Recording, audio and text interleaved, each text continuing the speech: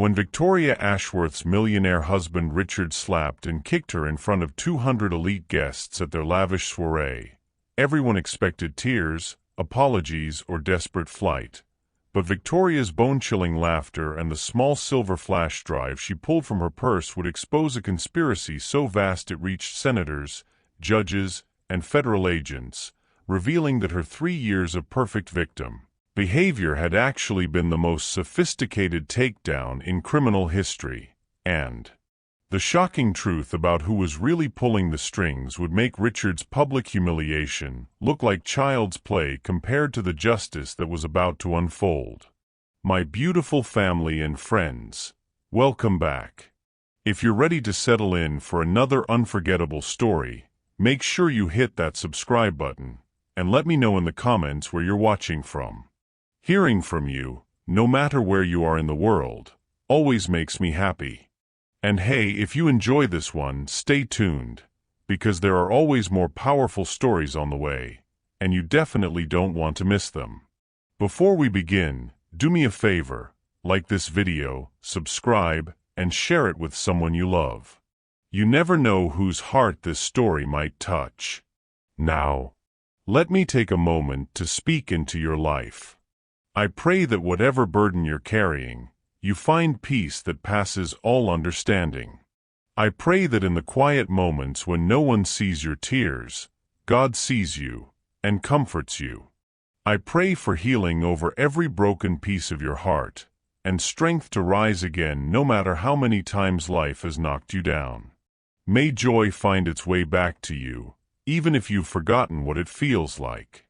May your faith be reignited, your spirit lifted, and may love, real, deep, unconditional love, surround you wherever you are right now. You're not forgotten. You're not invisible. And you're not alone. This community is your safe space, and this story, like all the others, is here to remind you just how powerful your journey truly is. Now, take a deep breath.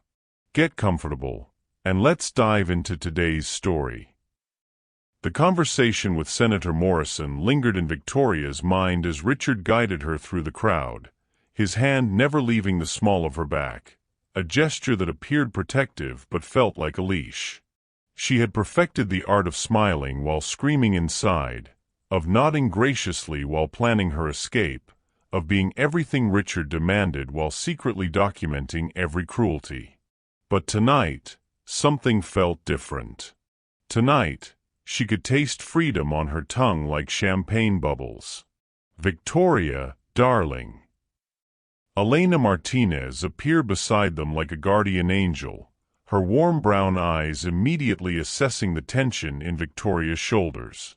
Elena was the only person in this room who truly knew her, the only friend who had witnessed both Victoria's transformation from vibrant art curator to Richard's perfectly polished trophy wife, and more importantly, the only one who had seen the bruises that makeup couldn't quite conceal. Elena. Victoria's smile became genuine for the first time that evening. You look stunning. Elena did indeed look radiant in her deep purple gown, her silver hair swept into an elegant chignon that highlighted cheekbones sharp enough to cut glass. At 62, she possessed the kind of timeless beauty that came from confidence rather than genetics, and the fearless spirit of someone who had survived her own battles with powerful men. Richard, Elena nodded coolly toward Victoria's husband. Lovely party. Though I was hoping to steal your wife away for a few minutes. There's someone I'd like her to meet. Richard's jaw tightened almost imperceptibly.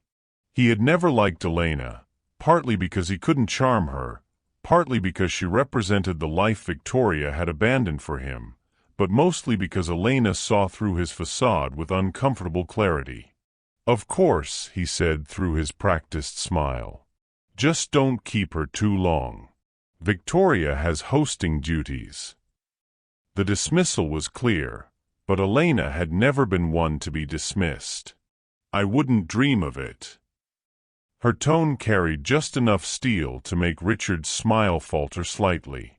As they moved away from the crowd center, Elena leaned close to Victoria's ear. "How are you holding up, Mija?" The endearment, something Elena had called her since their first meeting at the gallery 7 years ago, nearly broke Victoria's composure. Elena was the closest thing to family she had left. Her own parents had died in a car accident shortly before her marriage to Richard, leaving her isolated and vulnerable to his manipulation. "Tonight's the night," Victoria whispered back, her voice barely audible above the quartet strings. Elena's step faltered for just a moment. They had talked about this moment for months, planning and preparing, but Elena had never been entirely convinced that Victoria would find the courage to follow through. The stakes were impossibly high. Richard's fury when crossed was legendary, and he had destroyed people for far smaller offenses than what Victoria was planning. "Are you certain?" Elena's voice carried the weight of genuine concern. "Once you do this, there's no going back. He'll use every resource, every connection, every dirty trick he knows." Victoria thought of the portfolio hidden in her study, of the flash drive sewn into the lining of her evening purse, of the safety deposit box across town containing copies of everything. She thought of the young woman Richard was currently having an affair with, barely 22 and naive enough to believe his promises of leaving his wife. She thought of the employees he'd threatened, the business partners he'd betrayed, the smaller companies he'd crushed simply because he could. Most of all, she thought of the woman she used to be, the one who had curated art exhibitions that brought tears to people's eyes, who had traveled to remote villages to document traditional crafts, who had believed that beauty and truth could change the world. That woman had died slowly over 5 years, suffocated by Richard's need to control every aspect of her existence. "I'm certain," she said, surprised by the steadiness in her own voice. Elena studied her face in the soft light from the chandelier. What she saw there, a determination as sharp as broken glass and twice as dangerous, made her nod slowly. "Then let me introduce you to someone who can help." Elena guided Victoria toward the edge of the room, where a woman in her 30s stood examining one of Richard's art acquisitions with obvious distaste. "Detective Sarah Chun," Elena said quietly. "Crimes Against Persons Unit. She's been investigating certain patterns for quite some time." Victoria's heart stopped.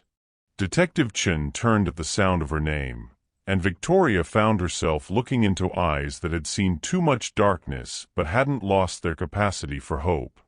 The detective was petite but radiated the kind of quiet strength that came from facing down predators and winning. "Mrs. Ashworth," Detective Chin said softly, extending her hand. "I've been hoping for a chance to speak with you." "Here." Victoria glanced nervously toward Richard, who was deep in conversation with a group of city councilmen. "Tonight." "Sometimes the best hiding place is in plain sight," Detective Chun replied. "And sometimes justice comes dressed in evening wear." The word sent a chill down Victoria's spine, not of fear, but of recognition. This wasn't coincidence. Detective Chun wasn't here as a casual party guest. She was here because Victoria's months of careful documentation had finally reached the right ears. "How long have you been investigating him?" Victoria asked. "Long enough to know that you're not his first victim, and you won't be his last unless we stop him." Detective Chen's voice carried the weight of other stories, other women who had suffered Richard's cruelty. "But you might be our best chance at justice." Elena touched Victoria's arm gently. "She knows about the Morrison deal. The real details, not the sanitized version Richard fed the press." Victoria's mind raced. The Morrison deal had been Richard's biggest triumph this year, a multi-million-dollar development contract that had cemented his reputation as the city's premier power broker. But Victoria knew the truth. The contract had been secured through blackmail, bribery, and threats that had destroyed at least 3 smaller companies and displaced hundreds of families. "What exactly do you know?" Victoria asked carefully.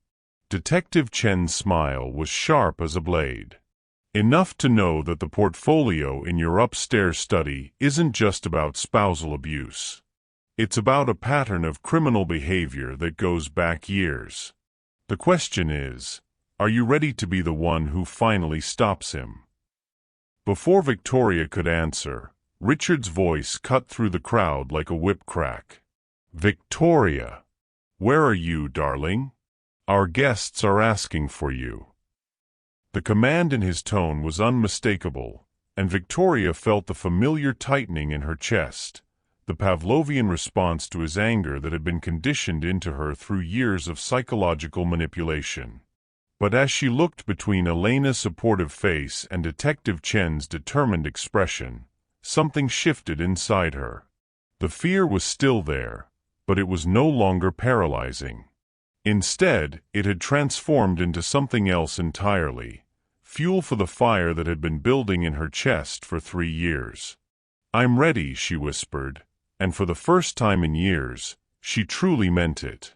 As they walked back toward the crowd, Victoria caught sight of herself in the ornate mirror that dominated the far wall. The woman looking back at her was still beautiful, still perfectly dressed, still playing the role of Richard's devoted wife. But behind her eyes burned something that hadn't been there in years, the unbreakable will of someone who had finally decided to fight back. The evening was just beginning, but Victoria could already feel the ending approaching, not just of this party, but of the entire carefully constructed lie that was her marriage. And for the first time since saying "I do" 5 years ago, she was looking forward to what came next. The moment Victoria rejoined the main gathering, she sensed the shift in Richard's demeanor like a storm front moving across clear skies. His smile remained perfectly in place for their guests, but the muscle in his jaw twitched, a tell she'd learned to read like a weather vane predicting violence. "There's my beautiful wife," he announced loudly enough for nearby conversations to pause. His arm wrapped around her waist again, but this time his fingers dug in with bruising force. "I was just telling everyone about your little art hobby." The word hobby dripped with condescension, and Victoria felt the familiar heat of humiliation crawl up her neck. Her former career as one of the city's most respected art curators had been systematically diminished over their 5 years of marriage, until even she had begun to think of it as nothing more than a pleasant distraction. Richard was being modest, Senator Morrison interjected smoothly. "I remember the exhibition you curated at the Metropolitan, Voices of the Forgotten. It was extraordinary.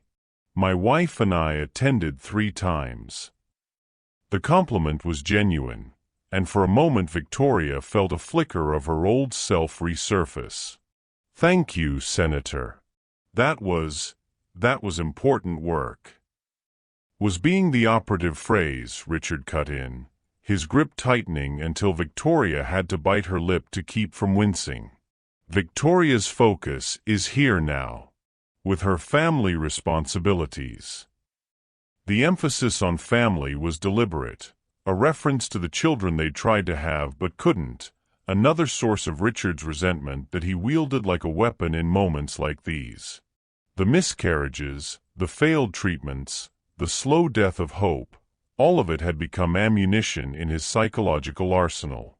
"Actually," Victoria heard herself saying, her voice stronger than she'd intended, "I've been thinking about returning to curatorial work. There's so much important art that needs proper representation." The words hung in the air like a challenge thrown down at Richard's feet. Every guest within earshot turned to look, sensing the sudden tension crackling between husband and wife. Richard's face went very still, very cold. "I think you've had too much champagne, darling," he said through a smile that never reached his eyes. "Perhaps you should go powder your nose." It was a command disguised as a suggestion, the kind of public dismissal that had worked countless times before. Victoria would smile apologetically, excuse herself, and return 15 minutes later properly chastened and compliant. The script was so familiar that several guests had already begun turning away, assuming the minor marital moment had passed. But tonight, Victoria didn't move. "I'm quite lucid, thank you," she replied evenly. "In fact, I've never seen things more clearly." The silence that followed was pregnant with danger. Richard's facade began to crack like ice in spring, revealing the rage that simmered perpetually beneath his polished surface. "Victoria." His voice dropped to a tone that made her blood freeze, the same tone he used in private moments before his anger exploded into violence. "I said go upstairs." "And I said no." The words emerged from Victoria's lips with a clarity that surprised even her. Around them the party continued, but their immediate circle had gone completely still.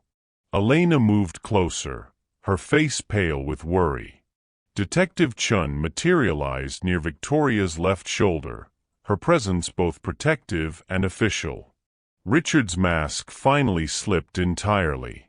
"How dare you embarrass me in front of our guests," he snarled, his voice low but carrying clearly in the sudden hush.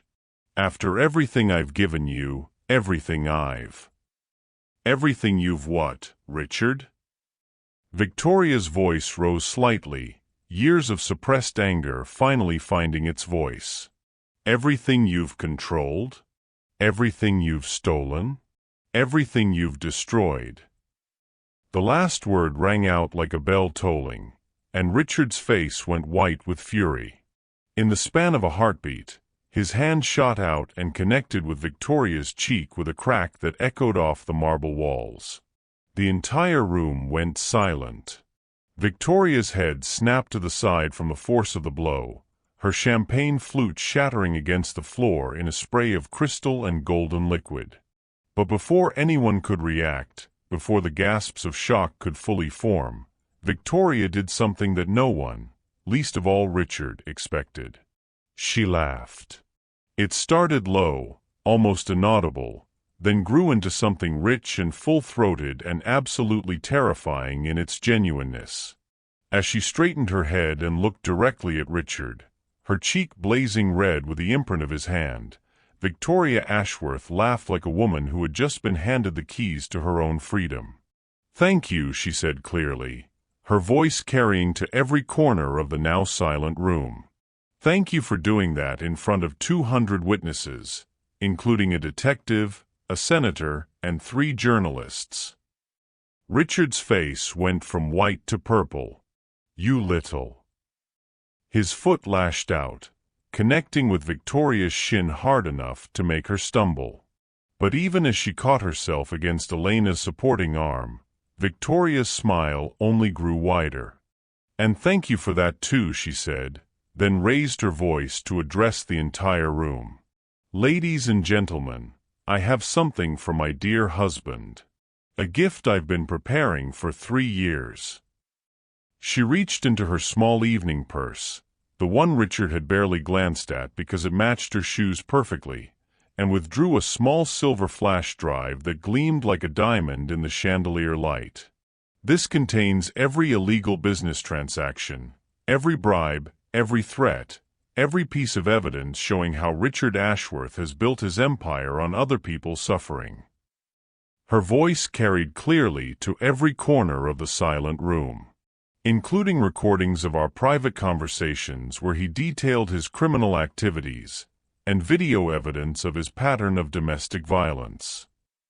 The flash drive seemed to pulse with malevolent energy in her palm. "But that's not the gift," Victoria continued, her smile becoming positively radiant. "The gift is that I've already given copies to the FBI, the IRS, the District Attorney's Office, and 3 major newspapers. They're running the story tomorrow morning." Richard lunged at her with a roar of pure rage, but Detective Chun stepped smoothly between them, her badge already in her hand. "Richard Ashworth," she said in a voice that cut through his fury like ice, You're under arrest for assault, domestic violence, tax evasion, and about 15 federal charges that are going to be filed first thing Monday morning." As the handcuffs clicked into place around Richard's wrists, Victoria felt something she hadn't experienced in 5 years, the intoxicating rush of complete and total victory. But the best part, the part that would haunt Richard's dreams in his prison cell, was that she was still laughing. What do you think will be the most shocking revelation from Victoria's evidence? Drop your predictions below. Some secrets run deeper than anyone imagines. The Ashworth estate had been transformed into a crime scene within minutes of Detective Chen's announcement. Blue and red lights strobed against the mansion's Georgian facade as police vehicles lined the circular driveway like mechanical predators. The elegant soiree dissolved into chaos, some guests fleeing before their own secrets could be scrutinized, others lingering with the morbid fascination of spectators at a car accident. Victoria stood in the marble foyer, watching through the floor-to-ceiling windows as Richard was led away in handcuffs, his perfectly tailored tuxedo a stark contrast to the steel restraints. Even in defeat, he managed to look regal, chin high, shoulders back, as if this were merely another business meeting rather than the destruction of everything he'd built. "Ma'am." A young officer approached with a notepad, his expression professional but kind. "We'll need you to come to the station for a full statement. Detective Chen said you have additional evidence." "3 bankers' boxes worth," Victoria replied, surprised by how steady her voice sounded. "It's all in my private study upstairs. Financial records, recordings, photographs, witness statements. Everything organized chronologically." Elena appeared at her elbow, having somehow procured 2 glasses of brandy from the abandoned bar. "Drink this," she ordered, pressing the crystal tumbler into Victoria's trembling hands. "You're in shock." Victoria stared down at the amber liquid, watching it catch the light like liquid gold. "I don't feel shocked. I feel—" She paused, searching for the right word. "Hollow. Like I've been holding my breath for 5 years and suddenly I don't know how to breathe normally." "That's shock," Elena said firmly. "Combined with trauma response and probably a healthy dose of adrenaline crash. When did you last eat?" The question seemed absurd given everything that had just transpired, but Victoria realized she couldn't remember. The day had been consumed with final preparations, encrypting files, making copies, rehearsing her lines for this exact moment. Food had seemed irrelevant when survival was at stake. "Mrs. Ashworth." Detective Chun materialized beside them, her expression grim. "We need to talk. Privately." Something in the detective's tone made Victoria's newfound confidence waver. "What's wrong?" "Not here." Chin glanced meaningfully at the remaining guests, several of whom were clearly straining to overhear their conversation. "Is there somewhere we can speak without an audience?" Victoria led them to Richard's study, a room she'd avoided for months except to plant recording devices and copy documents. The space screamed masculine power, leather-bound legal tomes, a mahogany desk the size of a small car, and hunting trophies that Richard had never actually hunted but purchased to complete his image of ruthless success. Detective Chun closed the door behind them and activated a small recording device. "I need you to understand something crucial, Mrs. Ashworth. Your evidence is solid, better than solid, actually. It's the kind of comprehensive documentation that prosecutors dream about. Richard Ashworth is going to prison for a very long time." "But—" Victoria could hear the unspoken caveat in the detective's voice. "But he's not the biggest fish in this particular pond." Chen's expression was troubled. "The Morrison deal, The one that brought all this to our attention? It's connected to something much larger. A network of corruption that includes city officials, federal contractors, and at least 2 sitting judges. Elena set down her brandy with a sharp click. How much larger? Large enough that taking down Richard Ashworth might be seen as cutting off a loose end rather than achieving justice. Chen's words hung heavy in the air. These people don't just have money, Mrs. Ashworth. They have reach, influence, and a very strong interest in making sure Richard's mouth stays permanently shut. Victoria felt the blood drain from her face. Are you saying I'm in danger? I'm saying that what you did tonight was incredibly brave and absolutely necessary, but it's also put a target on your back. Chen leaned forward, her expression intense. There are people who would rather see you discredited, disappeared, or worse than allow this investigation to reach its natural conclusion. The hollow feeling in Victoria's chest expanded into something approaching panic. She had spent 3 years planning Richard's downfall, but she had been so focused on escaping her marriage that she hadn't considered the broader implications. Richard hadn't built his empire in isolation. He'd had help, partners, enablers who were equally guilty and far more dangerous. What are you suggesting? Elena asked, her voice sharp with protective anger. Witness protection, at least temporarily. Until we can roll up the entire network and eliminate the threat. Chen's expression softened slightly. I know it's not what you wanted to hear. You've just gotten your freedom back, and now I'm asking you to trade one kind of confinement for another. Victoria stood abruptly, pacing to the window that overlooked the garden where she'd once dreamed of hosting charity events for local artists. The grounds were now crawling with investigators, their flashlights creating an eerie light show among the carefully manicured hedges.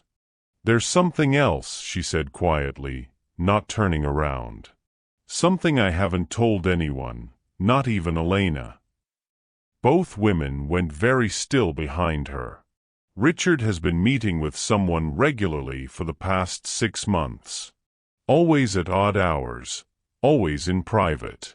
I tried to record their conversations, but he swept the room for bugs before every meeting. Victoria's reflection in the window looked like a ghost, pale, ethereal, and haunted. But I did see who it was. Who? Chen's voice was barely above a whisper. Victoria turned to face them, her expression grim. Senator Morrison. The words hit the room like a physical blow. Elena's hand flew to her throat, and Detective Chen's face went white. The same Senator Morrison who was here tonight? Chen asked. The one who complimented your art exhibition? The same one who looked at me like he knew something when we were introduced. Victoria's mind was racing now, connecting dots that had seemed random before tonight. He didn't just know about Richard's behavior, he was part of it. Part of whatever network you're talking about. Chen was already reaching for her phone. We need to get you out of here. Tonight. If Morrison was here when Richard was arrested, he knows exactly how much evidence you have and how dangerous you are to their operation. Wait. Victoria held up a hand, her expression suddenly fierce. I'm not running. I've spent 5 years running, from Richard's anger, from my own fears, from the truth about what kind of man I married. I'm done running. This isn't about courage, Mrs. Ashworth. This is about survival. No, Victoria said firmly, and for the first time all evening, she felt truly like herself. Not the woman Richard had tried to create, not the victim she'd been forced to become, but the strong, determined person she'd always been underneath. This is about justice. Not just for me, but for everyone they've hurt. She walked to Richard's desk and pulled open the bottom drawer, revealing a hidden compartment she'd discovered months ago. Inside was another flash drive, this one containing the recordings Richard thought were too dangerous to keep in his regular files. "I lied earlier," she said, holding up the device. "The evidence I gave you wasn't everything. This contains recordings of Richard's meetings with Morrison and others. I couldn't access them until tonight because they were encrypted, but I've been working on breaking the code for months." Detective Chen stared at the drive like it was a venomous snake. "Do you have any idea how dangerous that information could be?" Victoria smiled, not the hollow victorious expression from earlier, but something warmer and infinitely more determined. "Dangerous enough to bring down the entire network. Which is exactly why we're not running." As if summoned by her words, the lights in the study suddenly went out, plunging them into darkness. Through the window, Victoria could see that the entire estate had lost power, including the police vehicles outside. In the darkness, Detective Chen's voice was grim. "They're already here. The conspiracy runs deeper than anyone imagined. What do you think Victoria's next move should be? Fight or flee? Share your thoughts below." The darkness lasted exactly 37 seconds, long enough for Victoria to feel her heart stop, but not long enough for true panic to set in. When the lights flickered back on, they revealed a figure standing in the doorway that made Detective Chen's hand instinctively move toward her weapon. Senator Morrison stepped into the study with the casual confidence of a man entering his own home, his silver hair perfectly styled despite the evening's chaos. Behind him stood two men in expensive suits who radiated the kind of quiet menace that came from years of making problems disappear. "Mrs. Ashworth," Morrison said pleasantly, as if they were still at the cocktail party rather than in the middle of what was rapidly becoming a standoff. "I believe you have something that belongs to me." "Senator Morrison."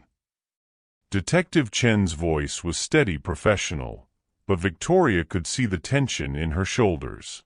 "This is a crime scene. You need to leave immediately."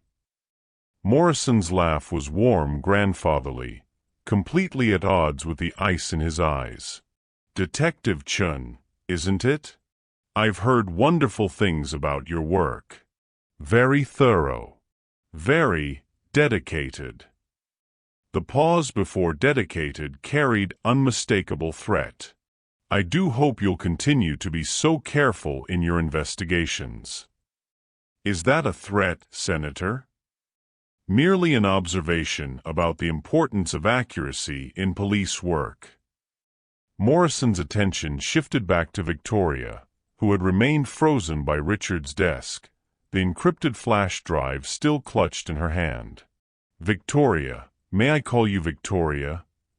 You've had quite an evening. First exposing your husband's indiscretions, and now discovering evidence of a much larger conspiracy. It must be overwhelming." Victoria found her voice, though it came out steadier than she felt. "Not overwhelming. Clarifying." "Ah." Morrison nodded approvingly. "You're stronger than Richard gave you credit for.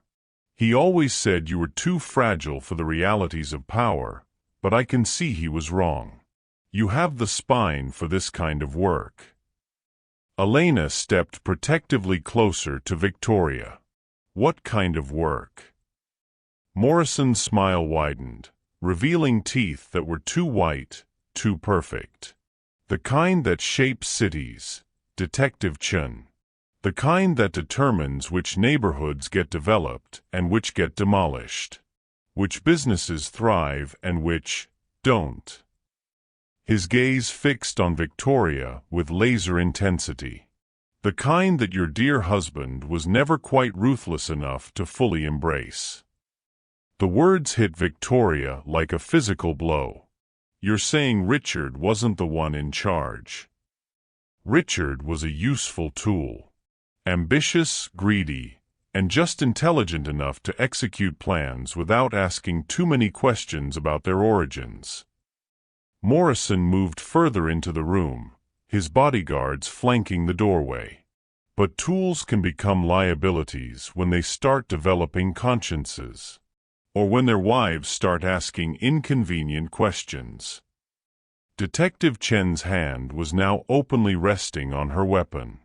"Senator, I'm going to need you to step back and—" "Detective," Morrison interrupted smoothly, "before you do something that might negatively impact your career, perhaps you should know that the flash drive Mrs. Ashworth is holding contains more than just evidence of Richard's crimes. It contains recordings of conversations involving federal judges, city council members, and yes, several members of law enforcement." The implication hung in the air like poison gas. Chen's face went pale as she realized the scope of what they were dealing with. "Including," Morrison continued conversationally, "recordings of conversations with your own captain about certain evidence that needed to disappear from certain cases. I believe the phrase he used was for the greater good of the department." Victoria watched Detective Chen's world crumble in real time. The woman who had seemed so confident, so ready to fight for justice, suddenly looked very young and very alone. "That's impossible," Chen whispered. "Captain Rodriguez would never." "Captain Rodriguez has a daughter at Stanford and a son who needs specialized medical care for his autism," Morrison said gently. "Good men sometimes make compromising choices when their families are at stake. Surely you can understand that." The room fell silent except for the distant sounds of the ongoing investigation outside. Victoria realized with growing horror that the police presence she'd thought was her salvation might actually be part of the trap. "What do you want?" she asked quietly. Morrison's expression became almost paternal. "I want to offer you a choice, Victoria. A real choice, not the illusion of choice that Richard gave you." He gestured toward the flash drive in her hand. "You can give me that device, along with any copies you've made, and walk away from all of this. Tonight. Forever. And if I refuse, then you'll discover that Richard's capacity for cruelty was actually quite limited compared to what real power can accomplish." Morrison's voice never lost its pleasant tone, which somehow made the threat more terrifying. "Your friend Elena has a small gallery that depends on city permits and fire department approvals. Detective Chun has a career that could end with a single phone call. And you, well, you have a life that could become very complicated very quickly." Victoria felt the walls closing in around her, just as they had during her marriage to Richard. But this time, the prison wasn't built from psychological manipulation and physical abuse. It was constructed from systemic corruption that reached into every corner of the city's power structure.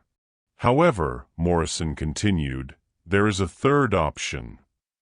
Elena and Detective Chun both turned to stare at him, but Victoria kept her eyes fixed on his face, reading the calculation behind his grandfatherly mask. "Join us," he said simply. "You've proven tonight that you have the intelligence, the patience, and the ruthlessness necessary for this kind of work. Richard's arrest creates a vacancy in our organization, a vacancy that someone with your particular skills could fill quite nicely." The offer hung in the air like a serpent waiting to strike. Victoria understood now why Morrison had complimented her strength earlier, why he'd looked at her with something approaching respect. He hadn't been sympathizing with an abuse victim. He'd been evaluating a potential recruit. "You want me to become what Richard was," she said slowly. "I want you to become what Richard could never be, truly effective." Morrison's eyes gleamed with something that might have been admiration. "Think about it, Victoria. All the power you've ever wanted, all the resources to pursue your artistic passions, all the influence to shape the world according to your vision. No more hiding, no more fear, no more being anyone's victim. For a moment, just a moment, Victoria felt the seductive pull of his offer. After years of powerlessness, the promise of control was intoxicating. She could have everything she'd ever dreamed of, and all she had to do was surrender her soul. Then she looked at Elena's horrified face, at Detective Chen's desperate expression, and remembered who she really was underneath all the damage Richard had inflicted. "I have a counteroffer," Victoria said, her voice growing stronger with each word. "You can go to hell." Morrison's pleasant mask finally slipped, revealing the predator beneath. "I was hoping you'd say that." He nodded to his bodyguards, who stepped forward with the fluid grace of professionals. But before they could reach Victoria, she did something that surprised everyone in the room, including herself. She smiled. "You know what the best part about being married to Richard was?" she asked conversationally, backing toward the window. "He taught me to always have an exit strategy." With that, Victoria hurled the flash drive directly at the window with all her strength. The reinforced glass spiderwebbed but didn't break, until Elena, moving with surprising speed for a woman in her 60s, grabbed a heavy crystal paperweight from Richard's desk and sent it crashing through the weakened pane. The sound of shattering glass was immediately followed by shouts from outside as the FBI agents Victoria had contacted weeks ago, the ones who had been waiting in the garden for exactly this moment, came pouring through the breach. As Morrison and his men found themselves surrounded by federal agents with drawn weapons, Victoria turned to Detective Chun with a grin that was pure triumph. "Did you really think I'd trust the local police with something this big?" she asked. "I've been working with the FBI for 2 months. Tonight was never about Richard's arrest. It was about getting Morrison to reveal himself." The look of stunned admiration on Detective Chen's face was almost worth the 3 years of careful planning it had taken to reach this moment. Almost. The FBI raid should have been Victoria's moment of ultimate triumph. Instead, as she watched Agent Sarah Martinez, Detective Chen's federal counterpart, place Morrison in handcuffs, a cold dread settled in her stomach like lead. "Mrs. Ashworth," Agent Martinez approached with an expression that was professional but troubled. "We need to talk. Immediately." The tone was wrong. Everything about this moment was wrong. Victoria had expected celebration, vindication, the sweet taste of justice finally served. Instead, she felt like she was standing on the edge of an abyss that was about to swallow her whole. "What's happened?" Elena asked, moving protectively to Victoria's side. Agent Martinez glanced around the study, now crowded with federal agents processing evidence and securing the scene. "Not here. We need somewhere completely private." They moved to Victoria's personal sitting room, a space Richard had rarely entered because it contained too many reminders of the woman she'd been before their marriage. Watercolor paintings from her travels, photographs from gallery openings, books of poetry in 3 languages. It was the only room in the house that still felt like hers. Agent Martinez closed the door and activated a signal jammer, a device Victoria recognized from spy movies but had never seen in real life. The implications made her blood run cold. "Mrs. Ashworth, how much do you know about your husband's business relationship with Morrison?" Martinez asked without preamble. Everything that was on the recordings. The bribes, the threats, the illegal contracts. "No," Martinez interrupted. "I mean the real relationship. The one that goes back 15 years, long before you ever met Richard." Victoria felt the floor shift beneath her feet. "What are you talking about?" Martinez pulled out a tablet and swiped to a series of photographs. The images showed Richard and Morrison together at various events over the years: charity galas, political fundraisers, private meetings. But what made Victoria's heart stop was the dates. Some of these photos were taken before she'd even moved to the city. Richard Ashworth wasn't recruited by Morrison's organization, Mrs. Ashworth. He was one of its founding members. The words hit Victoria like a physical blow. Elena's sharp intake of breath was the only sound in the suddenly airless room. "That's impossible," Victoria whispered. "I have recordings of Morrison giving Richard orders, treating him like a subordinate." "Theater," Martinez said grimly. "Designed to make you believe exactly what you believed. That Richard was a victim of corruption rather than one of its architects." Victoria sank into her favorite reading chair, the one where she'd spent countless hours planning Richard's downfall. "You're saying everything I discovered, everything I documented, was carefully curated for you to find." Martinez's expression was sympathetic but relentless. "Mrs. Ashworth, your husband has been under federal surveillance for 3 years. We know about every recording device you planted, every document you copied, every meeting you had with potential allies." The room began to spin. Victoria gripped the arms of her chair, fighting against the wave of nausea that threatened to overwhelm her. "The abuse," Elena said sharply. "You can't fake that. I saw the bruises, the fear." "The abuse was real," Martinez confirmed. "But it served a purpose beyond Richard's personal cruelty. Every time he hurt you, Mrs. Ashworth, you became more determined to bring him down, more willing to take risks, to gather evidence, to build the case that would eventually lead us to tonight." Victoria's mind reeled as the implications crashed over her like a tsunami. "He was using me as bait. You were the perfect weapon against Morrison's organization. A victim with access, intelligence, and motivation. Someone who could get close enough to gather evidence that we could never obtain through traditional surveillance." "But Morrison just tried to recruit me," Victoria protested weakly. "He offered me Richard's position." "Because that was always the plan." Martinez leaned forward, her expression intense. "Mrs. Ashworth, Morrison's organization doesn't just corrupt existing power structures. It creates them.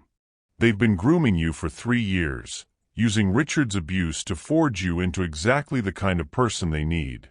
Someone ruthless enough to destroy her own husband, smart enough to outmaneuver law enforcement, and desperate enough to do whatever it takes to survive." The truth hit Victoria like a sledgehammer to the chest. Every moment of strength she'd felt tonight, every surge of triumph and vindication, had been orchestrated by the very people she thought she was destroying. "The FBI contact," she said numbly. "The agent I've been working with for 2 months. Agent David Park. He's been feeding information back to Morrison's people from the beginning." Martinez's voice was gentle but implacable. "Mrs. Ashworth, you haven't been building a case against a criminal organization. You've been auditioning for membership." Elena stood abruptly, her face flushed with anger. "This is insane." Victoria risked everything tonight. She exposed herself to danger. She did exactly what they wanted her to do. Martinez turned to Victoria with something approaching pity. "The flash drive you threw the window? The one with the encrypted recordings? It doesn't contain evidence of Morrison's crimes. It contains evidence of yours." Victoria's blood turned to ice. "What?" "Every conversation you recorded with Richard includes you discussing illegal activities. Every document you copied shows your knowledge of criminal enterprises. Every meeting you had with our fake agent Park demonstrates your willingness to work with federal law enforcement to achieve your goals." Martinez's voice was steady, professional, devastating. "Mrs. Ashworth, you've spent 3 years building an airtight case for conspiracy, obstruction of justice, and accessory to multiple federal crimes." The sitting room fell silent except for the sound of Victoria's ragged breathing. Everything she thought she knew about the past 3 years was crumbling like a house of cards in a hurricane. "But the real evidence," she whispered. "The recordings of Morrison, the financial documents, will disappear into federal custody and never see the light of day. Morrison will be released on a technicality within 48 hours. Richard will serve a minimal sentence for domestic violence and be out in 18 months. Martinez stood, her expression genuinely regretful. "And you, Mrs. Ashworth, will face federal charges that could put you in prison for the rest of your life." Victoria felt something break inside her chest, not her heart, which had been broken so many times it was held together with scar tissue, but her spirit. The part of her that had believed, despite everything, that justice was possible. That truth mattered. That the strong couldn't always prey on the weak with impunity. "Unless," Martinez continued quietly, "you're willing to consider Morrison's offer more seriously." The words hung in the air like a death sentence. Victoria understood now why Morrison had seemed so confident, so certain that she would eventually join his organization.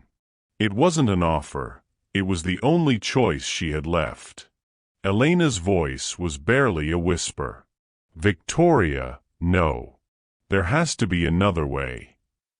But as Victoria looked around her sitting room, at the paintings that reminded her of who she used to be, at the books that had once filled her with hope, at the photographs of a life that now seemed like it had belonged to someone else entirely, she realized that the woman who had created this space was already dead.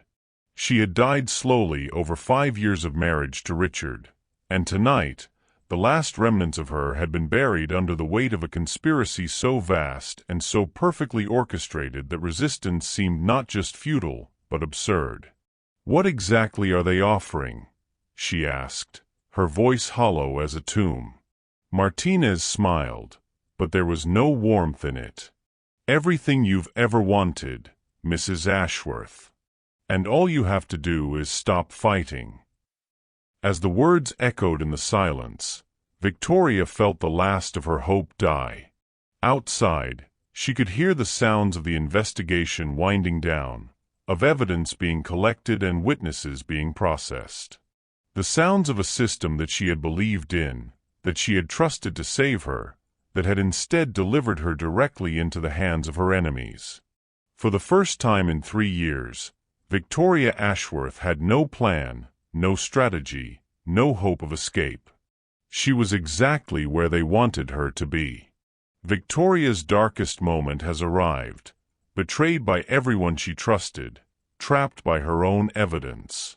But remember, every great story needs its turning point. What do you think could possibly save her now? Victoria sat in the suffocating silence of her sitting room, staring at the watercolor painting she'd bought in a small village in Tuscany, back when she believed beauty could change the world. Agent Martinez waited with the patience of a predator, while Elena stood frozen by the window, her face a mask of helpless rage. Then, cutting through the despair like a blade through silk, came the sound of slow, deliberate applause. All 3 women turned toward the doorway, where Detective Chen stood with her hands clasped together, a smile playing at the corners of her mouth that Victoria had never seen before. "Bravo," Chen said, stepping into the room. "Truly masterful. I almost believed it myself." Agent Martinez's hand moved instinctively toward her weapon. "Detective, you need to leave. This is a federal matter." "Is it?" Chen's voice carried an authority that made Martinez pause. "Because I'm looking at Agent Sarah Martinez, who, according to my contacts at the Bureau, died in a car accident 6 months ago. The temperature in the room seemed to drop 10 degrees. The woman who had been calling herself Agent Martinez went very still, her professional mask slipping to reveal something cold and calculating beneath. "Interesting," she said quietly. "How long have you known?" "Since the moment you walked into that study and didn't immediately call for backup when Morrison appeared with armed men." Chen's smile widened. "Real federal agents don't conduct private interrogations in signal-jammed rooms, and they certainly don't try to convince victims that they're actually criminals." Victoria felt a spark of something she'd thought was dead forever, hope. But it was fragile, tentative, like a candle flame in a hurricane. "Who are you?" she whispered. "Someone who's been watching this whole elaborate performance with professional admiration," Chen replied. "Though I have to say, the psychological manipulation was a bit heavy-handed. Real federal agents are usually more subtle."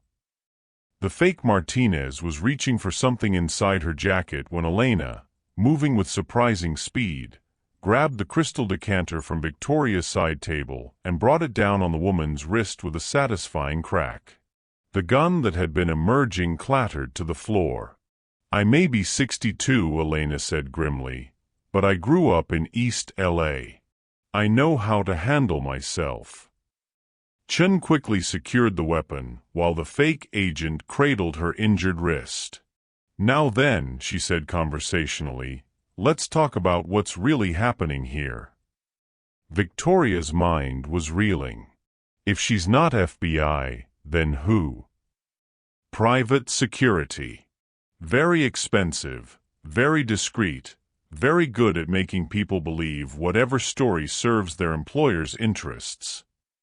Chen settled into the chair across from Victoria, her demeanor completely different from the uncertain detective she'd appeared to be earlier.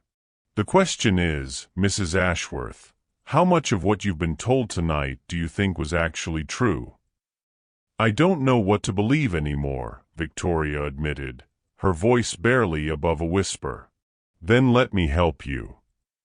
Chen pulled out her phone and played a recording. Victoria recognized her own voice, but the conversation was one she'd never had. "I don't care how many people get hurt. Richard has to pay for what he's done to me. If that means innocent people go to prison, so be it." "That's not me," Victoria said immediately. "I never said that." "Of course you didn't. It's a very sophisticated deepfake, created by combining hundreds of hours of your recorded conversations." Chen stopped the playback. "This is what they plan to use against you if you refused Morrison's offer. Evidence of your supposed willingness to frame innocent people for revenge." Elena sank into a chair, her face pale. "How deep does this go?" "Deep enough that they've been planning this for years." Chen's expression was grim. "Mrs. Ashworth, almost everything you discovered about your husband was real. The abuse, the corruption, the criminal activities, all of it happened exactly as you documented it. But the conspiracy you uncovered tonight? That was theater, designed to make you feel hopeless and trapped." Victoria felt like she was drowning in revelations. "But Morrison is exactly what you thought he was, a corrupt politician involved in illegal activities. But he's not the mastermind of some vast criminal organization. He's just another criminal who got caught and decided to try one last desperate gambit to avoid prison." The fake agent, Victoria still didn't know her real name, laughed bitterly from her position on the floor. "You have no idea what you're interfering with, detective. This goes higher than you can imagine." "Does it?" Chen's voice was mild, but her eyes were steel. "Because from where I'm sitting, It looks like a fairly standard case of corruption and intimidation that got out of hand when the perpetrators realized they were about to be exposed. She turned back to Victoria. Mrs. Ashworth, the evidence you gathered over the past 3 years is solid, comprehensive, and completely legitimate. Richard Ashworth and Senator Morrison are going to prison for a very long time. The only question is whether you're going to let them convince you that you're powerless to stop them. Victoria stared at Chun, afraid to hope. But the FBI agent I was working with, Agent David Park, is real, and he's been building a case against Morrison's network for 2 years. He's been waiting outside in an unmarked van for the past hour, wondering why his backup hasn't given him the all-clear signal. Chun smiled. Would you like to meet him? The world seemed to tilt on its axis. Victoria gripped the arms of her chair, trying to process the emotional whiplash of the past hour. Despair to hope to despair to hope again. It was like being caught in a psychological tornado. Why should I trust you? She asked quietly. How do I know you're not part of another elaborate deception? Chen's expression softened. Because, Mrs. Ashworth, I'm the detective who's been investigating domestic violence cases in this city for 15 years. I'm the one who's seen too many women trapped in situations exactly like yours. And I'm the one who's been waiting 3 years for someone brave enough to take down the network that's been protecting abusers like your husband. She leaned forward, her voice intense with conviction. You want to know how I know you're not a criminal? Because criminals don't spend 3 years meticulously documenting evidence. They don't risk their lives to expose corruption. And they sure as hell don't laugh in their abuser's face when he hits them in front of 200 witnesses. Victoria felt tears she didn't know she'd been holding back start to flow. Not tears of despair, but of relief so profound it was almost painful. The real Agent Park, Chin continued, has been coordinating with federal prosecutors to ensure that when this case goes to trial, it brings down not just Richard Morrison, but everyone in their network. Your evidence isn't going to disappear into federal custody. It's going to be the foundation of the biggest corruption trial this city has seen in decades. Elena moved to Victoria's side, taking her hand. Mija, you did it. You actually did it. Victoria looked around her sitting room, at the paintings that reminded her of who she used to be, at the books that had sustained her through the darkest years, at the photographs of a life she thought she'd lost forever. But now, for the first time in 5 years, she could see a future beyond these walls. A future where she wasn't defined by what had been done to her, but by what she had chosen to do in response. What happens now? She asked.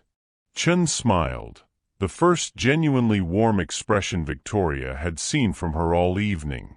Now, Mrs. Ashworth, you get to watch justice being served. And then you get to decide who you want to be next. Outside, Victoria could hear the sound of more vehicles arriving, real federal agents this time, coming to collect the evidence that would finally bring down the network of corruption that had nearly destroyed her. But more importantly, she could hear something else, the sound of her own laughter, genuine and free, echoing through the house that had been her prison for so long. The sound of a woman who had finally truly won. 6 months later, Victoria stood in the witness box of Federal District Court, her voice steady and clear as she delivered the testimony that would seal Richard Ashworth's fate forever.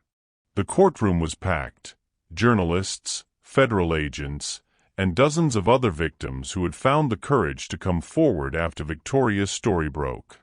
Mrs. Ashworth, the prosecutor said gently, can you tell the court what your husband said to you on the night of March 15th, regarding the Morrison development contract? Victoria looked directly at Richard, who sat at the defendant's table in an orange jumpsuit that was a far cry from his usual tailored suits. His face was haggard, his silver hair unkempt, his steel-gray eyes now holding nothing but impotent rage. He said that Senator Morrison had given him a list of families who needed to be relocated from the development site, Victoria replied, her voice carrying clearly to every corner of the courtroom.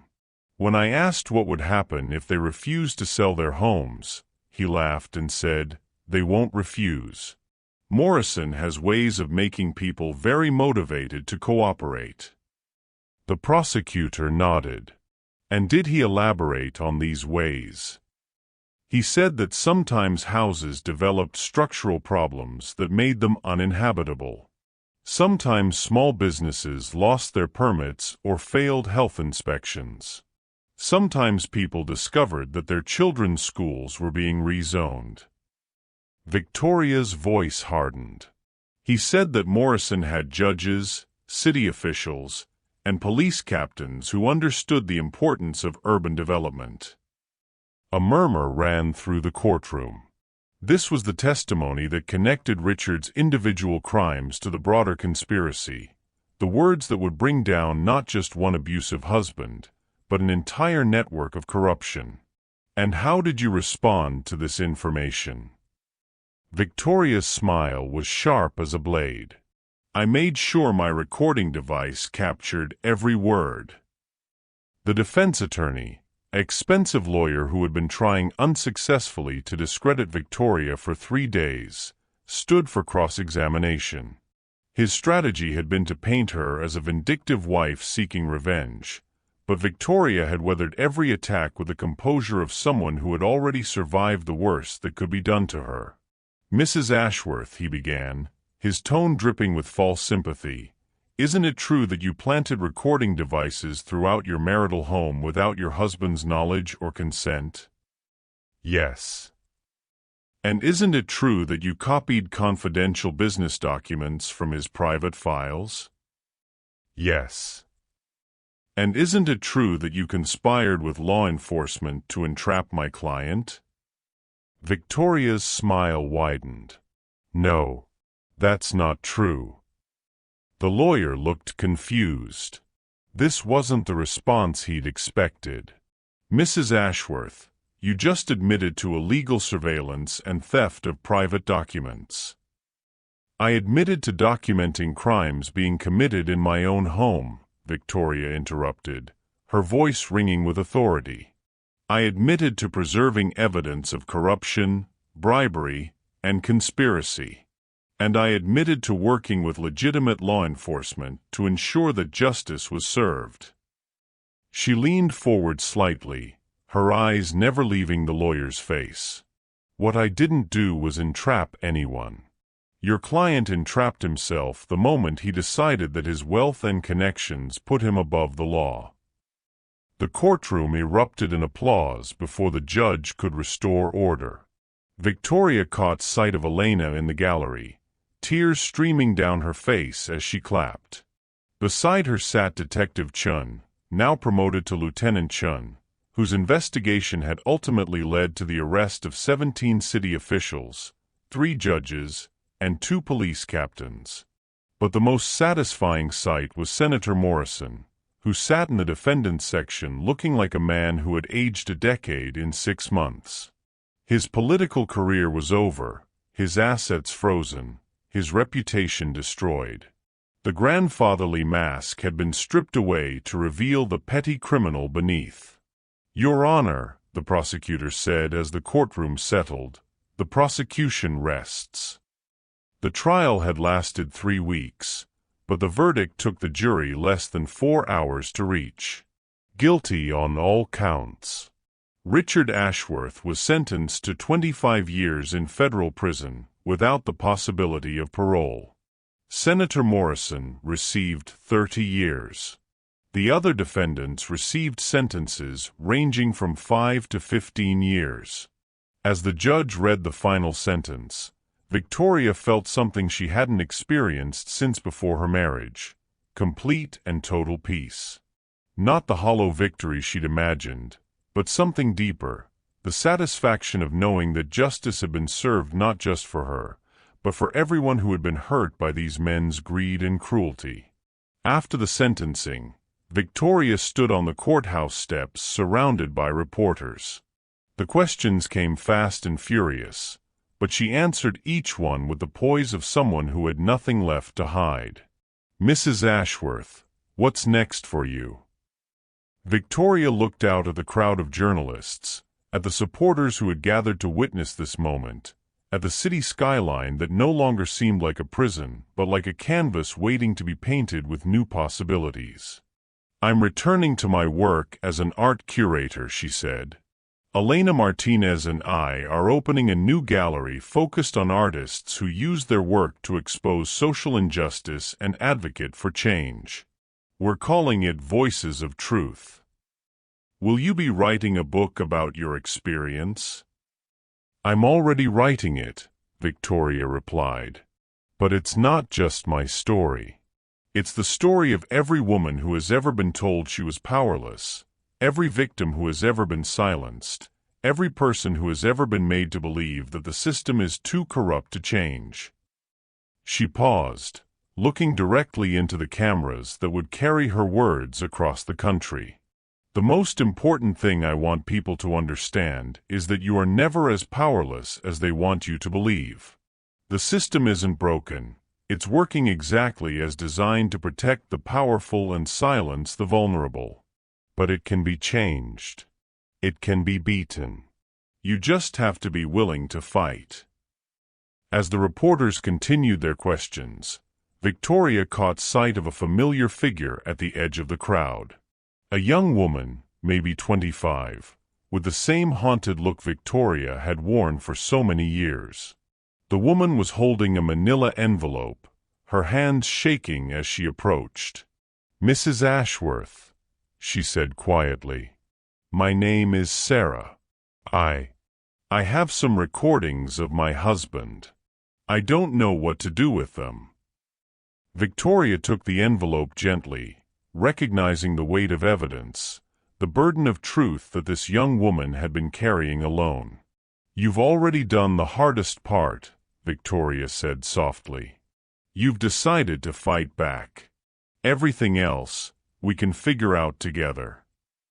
As they walked away from the courthouse, Victoria realized that this was what victory actually looked like, not the destruction of her enemies, but the creation of something new. Not revenge, but justice. Not an ending, but a beginning. The woman who had once been Richard Ashworth's victim was gone forever. In her place stood someone stronger, someone who had learned that the most powerful weapon against corruption wasn't anger or hatred, but the simple revolutionary act of refusing to be silenced. 2 years after the trial that had captivated the nation, Victoria Ashworth, now Victoria Sterling, having reclaimed her maiden name, stood in the main gallery of Voices of Truth, watching visitors move through the latest exhibition with quiet satisfaction. The space buzzed with the kind of energy that only came when art and activism merged into something transformative. "The response has been incredible," Elena said, joining Victoria near the centerpiece of the exhibition, a powerful mixed-media installation created by Sarah Chun, the young woman who had approached Victoria outside the courthouse 2 years ago. Sarah's piece, titled "Breaking the Silence," incorporated actual court documents, recorded testimonies, and photographs from domestic violence cases, creating a haunting but hopeful narrative of survival and justice. "Sarah's work is extraordinary," Victoria replied, her voice filled with pride. "She's found a way to transform trauma into something that helps others heal." The gallery had become more than either Victoria or Elena had originally envisioned. What started as a space for socially conscious art had evolved into a movement, a place where survivors of abuse, corruption, and injustice could tell their stories through creative expression. The walls displayed paintings by women who had escaped trafficking, sculptures by whistleblowers who had exposed corporate malfeasance, and photographs by journalists who had risked everything to document truth. "Mrs. Sterling?" A young reporter approached with a notebook and recorder. "I'm writing a follow-up piece on the Ashworth case for the 2-year anniversary. Could I ask you a few questions? Victoria nodded, having learned to embrace media attention as a tool for advocacy rather than something to be endured. Of course. How has your life changed since the trial? Victoria considered the question, looking around the gallery that had become her life's work. I've learned that healing isn't about forgetting what happened to you. It's about transforming that experience into something that serves a greater purpose. Every day, I meet people who are fighting their own battles against systems designed to silence them. This gallery gives them a platform to be heard. Do you ever regret exposing your private life so publicly? Never. Victoria's response was immediate and firm. Privacy is a luxury that victims can't afford when the alternative is allowing predators to continue hurting people. My story was never just about me. It was about every woman who has ever been told she was crazy for questioning her reality, every person who has ever been made to feel powerless against institutional corruption. The reporter scribbled notes. What would you say to someone who's currently in a situation similar to what you experienced? Victoria's expression softened. I would say that you are stronger than you know, smarter than they want you to believe, and more valuable than they will ever acknowledge. Document everything. Trust your instincts. Find allies wherever you can. And remember that the system's greatest weapon against you is convincing you that resistance is futile. She paused, thinking of the dozens of women who had contacted her over the past 2 years, each carrying their own burden of evidence, their own dreams of justice. Most importantly, I would tell them that they don't have to do it alone. There are people who will believe you, who will fight with you, who will help you transform your pain into power. As the reporter finished her questions and moved on, Victoria noticed a familiar figure entering the gallery. Detective, now Lieutenant, Chen approached with a smile that had become much more frequent over the past 2 years. How's the exhibition going? Chen asked. Better than we hoped. We've had visitors from 12 states, and 3 other cities are asking about hosting traveling versions. Victoria gestured toward a corner where Sarah was explaining her installation to a group of college students. Sarah's piece is already being discussed by art critics as a new form of documentary activism. She's come a long way from that scared young woman outside the courthouse. We all have. Victoria's voice carried the weight of transformation. Speaking of which, how's the new task force working out? Chen's smile widened. The Domestic Violence and Corruption Task Force has opened investigations in 47 cases across 6 states. Your testimony has become required training material for federal agents working these types of cases. The task force had been Chen's brainchild, a specialized unit that recognized the connection between domestic abuse and broader patterns of corruption and control. Victoria served as a consultant, helping agents understand how abusers used institutional power to silence their victims. Any word on the appeals? Richard's final appeal was denied last week. He'll serve his full sentence. Chen's expression grew serious. Morrison died in prison last month. Heart attack. Victoria felt a complex mix of emotions at the news. Not satisfaction, she had moved beyond the need for revenge, but a sense of closure. The man who had tried to convince her she was powerless had died powerless himself, forgotten by the system he had once manipulated. What about the others? Most are serving their sentences quietly. A few have become cooperating witnesses in other cases. Chen paused. Your evidence is still generating new investigations. The ripple effects of what you did that night continue to spread. As they talked, Victoria noticed Elena approaching with a young man in his 20s who looked nervous but determined. "Victoria," Elena said, "I'd like you to meet Marcus Thompson.